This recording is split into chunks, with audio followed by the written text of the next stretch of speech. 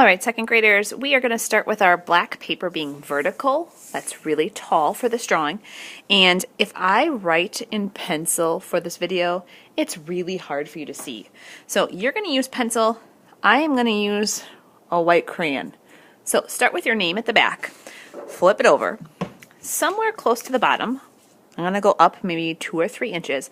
I'm going to make 2 lines that are side by side, so that's parallel, for the shape of my vase. So these lines can be curved, they can be wavy, they can be bumpy, but I'm going to make this symmetrical, so it's going to be the same on this side.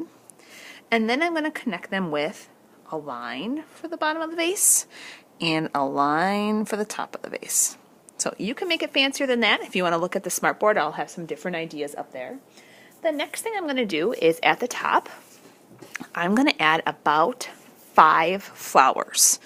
So flowers can be as simple as a circle with kind of a wavy line around it. If you notice this flower, I'm going to put the palm of my hand on top of that flower, and it's as big as the palm of my hand. I don't want tiny little flowers because I'm going to have to glue that and it's going to be really difficult.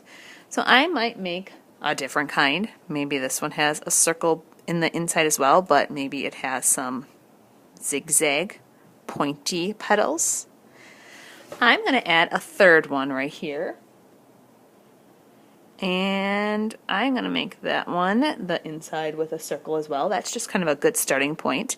And when I make this flower, it might overlap. That means it might go behind that flower, so I'd have to follow it, connect that space in between. It's going to go back here, and I'm going to see it again over here. You might see a flower that's kind of turned to the side. So I might start with a half of a circle. And maybe the petals, oh, there's some more overlapping, they're touching. Maybe the petals just go to one side. Maybe over here I might make this kind of symmetrical and have the same thing happen on this side. Maybe this one is a little bit wavier. So I have 1, 2, 3, 4. I have 5 flowers. I might fit another one in here, or I could leave it blank. I could fit some more at the bottom. Maybe I have a flower that's down here and it's overlapping the vase.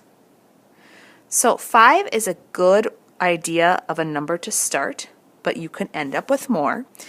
If there are spaces, like right here, this is negative, there's nothing there, I might see the stem going down to the vase. You could add petals, kind of on the outsides if you have some space. But I definitely need to finish this off because it looks like I have a floating vase. So somewhere at the bottom, not below your vase, but somewhere you need to have a line that touches your vase so it looks like your vase is floating. So it looks like your vase is not floating. If I were to redo this and try again, I might move this vase closer to the bottom to give me some more space. That would allow me more room for flowers. When you're done drawing in pencil, your next step is to outline with glue. So I grabbed a paper towel just to kind of practice. Some of the glue bottles you got to squeeze kind of hard. This one is going to give me a really nice line.